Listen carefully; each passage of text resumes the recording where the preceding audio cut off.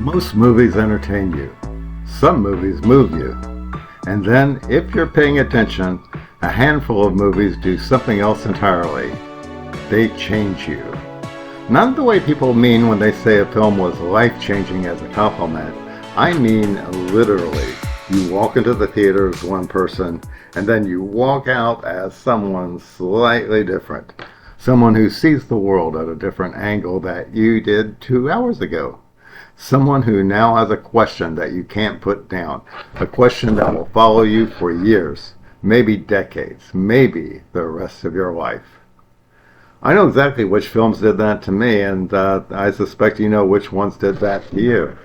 And today on Psycho Cinema Therapy Theater, we're going to talk about those films.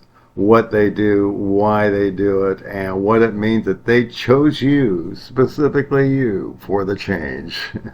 I'm Dwayne Walker, and welcome to Episode 4, the difference between a film that moves you and one that changes you.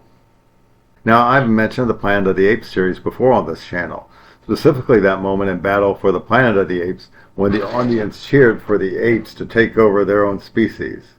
And of course, I wanted to go a little bit deeper into what that series did to me because it wasn't just one moment. It was a sustained, accumulating argument that I absorbed over multiple films, and it changed permanently how I think about animals, about nature, and about what we mean when we use the term civilization.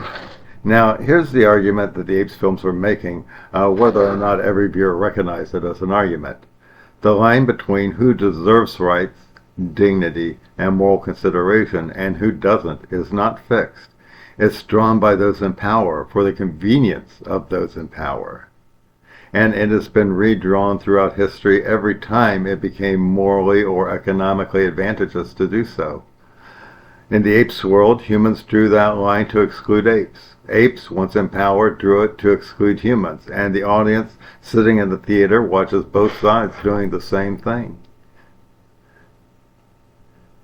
Yeah, when we were supposed to notice the pattern. I noticed it, and once I noticed it, I couldn't stop seeing it anywhere. The way we treat animals, the factory farm that exists behind a wall we've all agreed to look behind, the laboratory where suffering is industrialized in the name of progress, the casual assumption that because a creature cannot speak our language or organize a protest, its pain counts for less or it doesn't count at all. The Apes film didn't make me an activist overnight. That's not how films change you. They change you by instilling a question that you can't silence. The question they installed in me was, who have we decided doesn't count, and why? I'm still asking it. That's what a life-changing film does. It doesn't give you answers. It gives you a question that refuses to go away.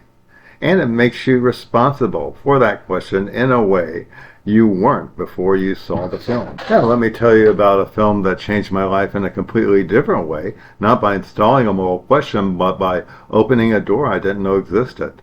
The film is Time After Time, 1979. Malcolm McDowell plays H.G. Wells, who was actually built a working time machine. Jack the Ripper steals it and escapes to 1979 San Francisco. Malcolm McDowell plays H.G. Wells, who actually built a working time machine. Jack the Ripper steals it and escapes to 1979 San Francisco. Wells follows him. On the surface, it's chase film. A thriller, enormously entertaining, genuinely delivers, generally clever, and one of the greatest fish-out-of-water premises in science fiction cinema. But what it did to me had nothing to do with the plot. It introduced me to H.G. Wells. Not Wells, the character in the film, Wells, the actual writer. In fact, in the movie, he says that when he goes back, he needs to write a lot of books, fiction, I hope.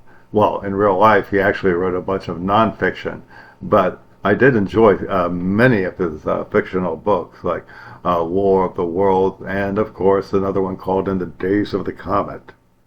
And for those who haven't read In the Days of the Comet, the premise is this. A comet passes close to Earth and releases a gas that fundamentally alters brain chemistry.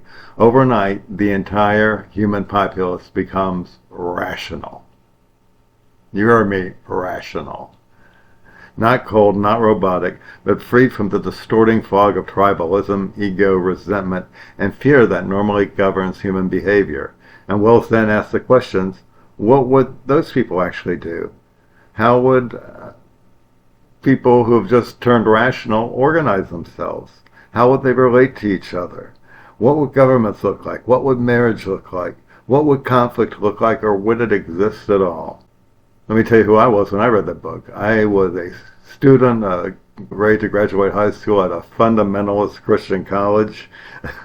And believe me, some of the questions that in the days of the Comet were asking were very apropos for me at the time. I didn't have the answers, and I wasn't ready to abandon the framework I'd been given, but the question Wells was asking throughout that novel, and a question I've arrived at because of a film about a time-traveling Victorian novelist chasing Jack the Ripper through San Francisco, that question cracked something open inside me.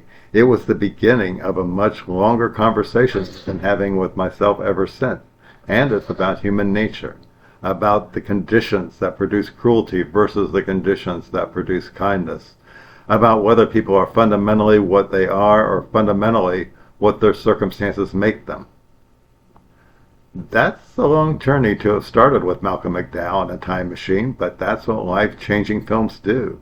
They don't take you where you expect to go. They take you somewhere you couldn't have planned. I can talk about a number of films that are like that. Reds with Warren Beatty certainly had me looking back at people like Emma Goldman in a different form of way than I would having been educated by fundamentalist Christians about the evils of socialism.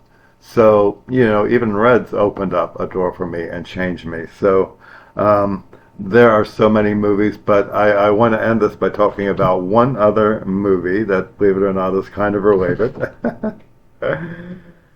When Night of the Comet came out in 1984, that's a horror movie, or horror comedy, about a comet that wipes out most of humanity and turns the survivors into zombies. I was somehow convinced that this was also inspired by H.G. Wells' Day of the Comet. The comet connection seemed obvious to me, too obvious to be coincidence.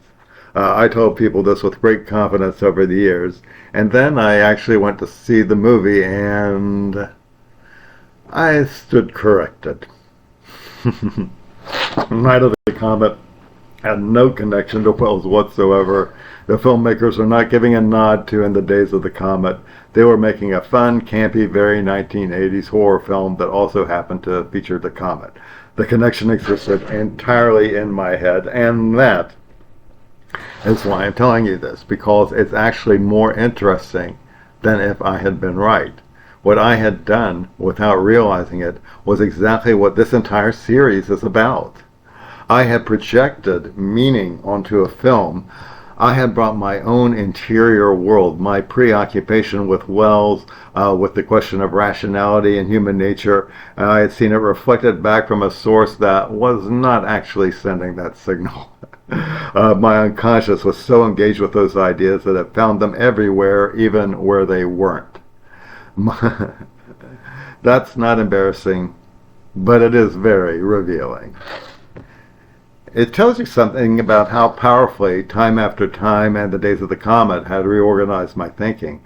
I was so inside those ideas that I couldn't even watch a film about a comet without seeing them. The films had changed me so thoroughly that they changed how I watched everything else. And that's the full power of a life-changing film. It doesn't just affect how you see that film. It affects how you see. And if you enjoyed what you were hearing, then please like and subscribe and think about becoming a member of our channel. Thank you for watching.